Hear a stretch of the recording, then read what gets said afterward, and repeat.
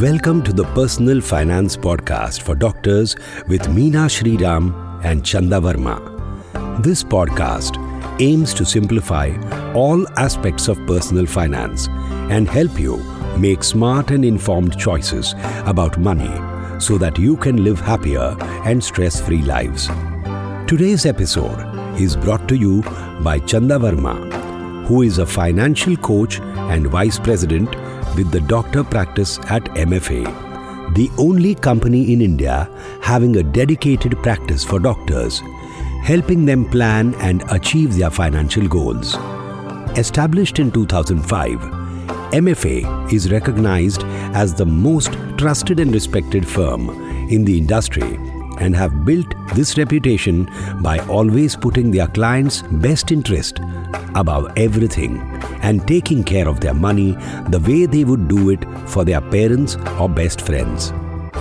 Over the last 8 years, Chanda Varma has interacted with more than 3,000 doctors and has been a speaker at medical conferences and conducted many financial literacy webinars for doctors.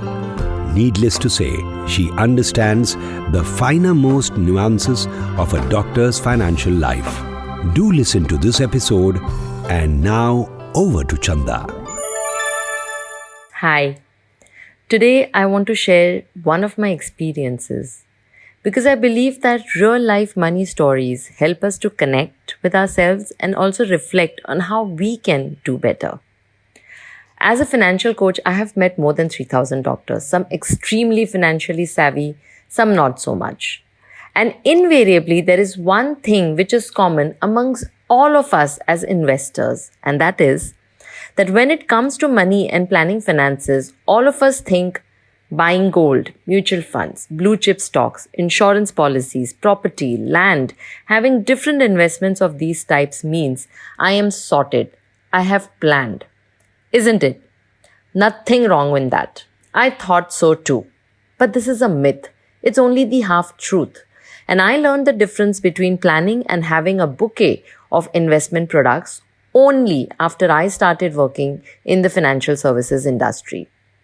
Let me explain this with an example. I'm sure you'll resonate with this. Recently, I met a doctor couple. They were quite close to 65 years of age. They had 2 kids, educated, settled, both were in US, married. The doctor couple had a successful, honorable 30-year-old practice in Mumbai. And they had built enough wealth throughout their working life. They had saved, they had invested regularly on advice of different people in their life. Just to give you an idea, they had a stock portfolio about 2 crores managed by someone they knew for quite long. They also had a mutual fund portfolio quite similar, about 2 crore rupees, which was primarily managed by their priority bank relationship manager. They also had some securities and portfolio management services of 1 crore. They had fixed deposits of small amounts, but it totaled up to about 1 crore rupees. And when I checked about their insurance policies, they had an insurance cover of about 50 lakh rupees divided between a couple of policies. Now, if I add up all their savings, their entire nest was coming to about 6 crores. Plus, of course, the property, not the one you live in because that's not an investment, but they had a property which they had given out on rent, and the value of the property was about 1.5 crores. Though they had no thoughts of selling it, but it was nevertheless an investment made. Now, when I met them, they said, I don't need any planning at this stage. I think we have enough coppers that would last us. Our kids are settled, they don't need much. We're very happy with the way things are and our advisors. So in this case also, if you see, the impression that they had was that I have saved, I have invested, and that means I'm sorted, I have planned well. But as we spoke more, many finer aspects of planning got discussed. And then that highlighted some concerns, some orange flags, amber flags, I would say. Let me list them out to you. I'm sure you would identify with some of them. Number 1. Between the two of them, husband was the decision maker regarding all investments. The wife had no inclination or no understanding how she wanted to take these decisions. So she had left it to her husband. Kids obviously were abroad. They had no clue what was happening. So no one was equipped to know what to do except the husband. So if anything were to happen to him, they could face problems. Number two, though they had many advisors and people helping them, everyone was working in silo. Banks, the mutual funds, the stockbrokers, everyone worked separately without interacting with each other. No one took a holistic view for the family and whether the investments were done correctly. One wrong decision could impact them. They were at a stage where they didn't have another 30 years to make up for that loss. Number three, they had savings. Yes. They had sizable investments. Yes. They had kept eggs in different baskets too. But no one had made a written plan, a written retirement plan for them, considering they were so close to it. They thought rupees 6 crore would be more than enough for them. But that was mental math. There were no calculations done to see how this money would be withdrawn during the next 20-25 years of our life. How will the tax impact be? Our cost of living increases every year. We get impacted by it while we are living and earning. How would they be impacted for the next 20-25 years when they retire? Not taking inflation into consideration during retirement years is a big, big miss. Number four, how do you decide which funds to use when the time arises? Because this couple had an assortment of products, it was a hodgepodge of things they had accumulated over the years. They had 50 different mutual fund schemes, which wasn't required, by the way, but they had it. They had 40-50 different stocks of small amounts accumulated. They also had many fixed deposits and many insurance policies, more than 10 or 20 of them. Now, the market may be down when you need the money. The interest rates on your FDs may change. Your regulations change. Who will take that call? What needs to be done? And this call has to be taken over the next 20 or so years of retirement, not only now. Of course, like most people, they had the notion that once they retire, they'll put all their savings in fixed deposits on some government securities, and that will give them a steady, regular interest and income. But was that really prudent, considering that there is inflation in the economy, which is far more than the returns you can get from these fixed deposits and government securities? So, what was the solution? What we did was we took 6 concrete steps to add value to the financial situation of this couple. Number 1, we took a bird's eye view of all his financial assets lying with different people who were looking at only their part of the portfolio. A leadership role was required for them. So we took stock of their overall financial position. We analyzed and we made one-page document of all their investments, their mutual funds, their stocks, their PPF, their fixed deposits, their properties, along with their values. This is pretty much like a medical checkup that a doctor prescribes to understand the key points, the key ratios. The idea was to just check whether all the important parameters had been taken care of, where did they stand, and put that in a report. Number 2, we sat down and discussed their retirement goal in detail. We also created different scenarios and we worked on numbers on how much the family would need to maintain their lifestyle, taking inflation into account, not just till 75, 80 years of age, but till the age of 90 years, so that their savings don't outlive them. This gave them immense clarity. We asked them questions. What is the age when you would like to slow down? And assume that there is no active income coming from your practice. What amount would they need at that point in time to be comfortable and to lead a life they wanted? Obviously, taking care of travel, health, everything at that time. By drilling like this into their needs, they got clarity on their numbers, what they had never spoken out aloud till now in their minds. So they said they want to retire in 3 years by age 67 years. They would want 5 lakh rupees per month as retirement income. Both of them discussed and came to this figure. And then they got the clarity that their retirement nest, their retirement kitty should be about 9 crore rupees. Then we worked out how his different investments till now will contribute to the kitty, how it will grow, what more investments would be required. Now they had the visibility of how they could easily retire in 3 years. We also made a plan of how after retirement this money should be invested and managed for next 20 years so that the capital is protected at all times and not left to the vagaries of markets because they were invested in stocks and mutual funds as well in significant amount. Also how to pass this wealth to the loved ones after them. And this had to be done in the most tax efficient manner to ensure the lowest tax liability. Obviously, going for interest or dividend options by investing in only fixed deposits or certain government securities was not the answer, and we guided them there. Number 3, planning does not only mean investments, it also means plugging leakages, seeing what can be done more effectively. And that was what we just did as step number 3. We analyzed and we saw that from all their insurance policies, which was going to give them pension, and he thought a big chunk of this would come to him in his retirement, we saw that the returns which were generated were about 5% or so.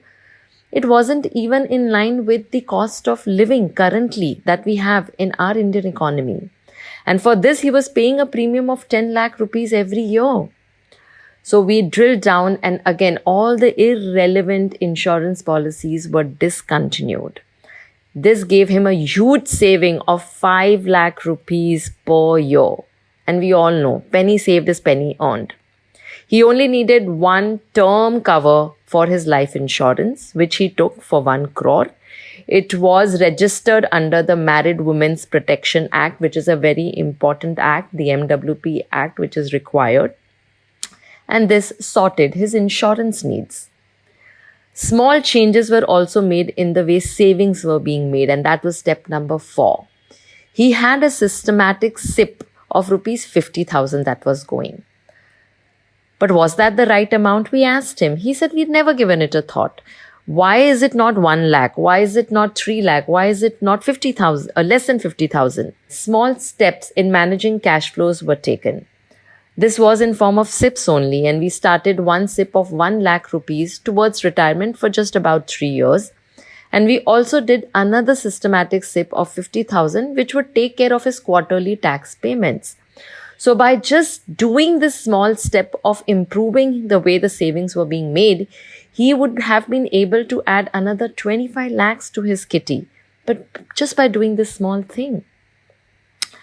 And the next step, number 5, consolidation, which is very important at this stage. See, simplicity is the key. We did a review of all his investments and we realized that he had so many stocks, but it was a blend of different sectors, but it was about 65 stocks of small amounts. There were too many stocks. There were good quality stocks. Even mutual funds, we saw that many of his schemes were overlapping each other. There was also a lot of aggression in the schemes that he had been given. There were also certain schemes which were giving him regular dividend, which wasn't even required because that money was just coming to his bank account and getting used up. It was not tax efficient at all. Again, there were almost 30-40 schemes for a portfolio of just about 2 crores, which was not required. So we did a lot of cleanup, and most of his mutual fund schemes were brought down to only about 12 mutual fund schemes. His stocks also were brought down to about 25 good, high quality, consistent stocks to balance the portfolio. Even we kept track of his FDs whenever they matured. This led to easier management, less confusion, and simplicity in the years that it's required. And finally, last but not the least, we helped to take decisions, the family to take decisions in the absence of the decision maker. See, the wife wasn't really aware. She knew where the investments were, what were the investments, but she wasn't aware of the overall situation, calculations, how it works. She wasn't too inclined, as husband was always taking decisions, right?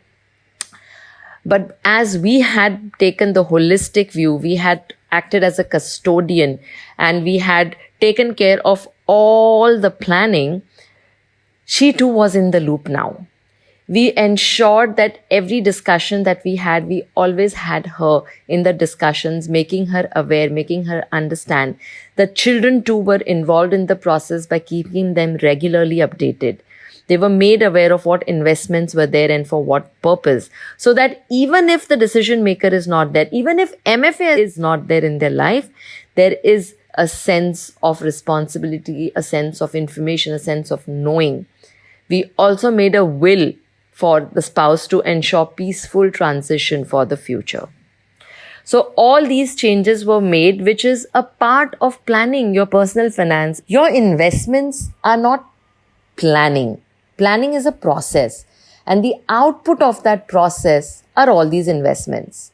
Now, investments can be different for different people. Just because my colleague or family friend has certain stock or some bonds does not mean it has to be a part of my plan, my investments. It's pretty much like what you doctors do in your practice. When a patient comes to you, you don't straight away prescribe a medicine, right? You follow a process. You understand the history, check out, run some tests, diagnose, and then finally prescribe a treatment. And this treatment will differ from patient to patient depending upon that person's body, his age, gender, allergies, history, problem, etc. So, planning for your money, having life-centered money planning, it is any decision that you take about your money. And taking a decision not to do anything with your money is also a financial plan, just not the right way to go about it. And only a holistic advisor can take care of this, because personal finance is not just finance, but it's also personal. I hope this example helps you to understand your situation better, for you to reflect and see what you need to do better for yourself when it comes to money management. Thank you. Take care. Have a good day. You were listening to the Personal Finance Podcast for Doctors with Meena Shriram and Chanda Varma. If you find this podcast relevant and interesting, do share it with other doctors as well. It will be great if you leave a review, share, like and subscribe. You could also let us know if there is any specific topic that you would like us to cover. For any queries or help, you can get in touch with MFA's Doctor Practice Team at 892-800-6140.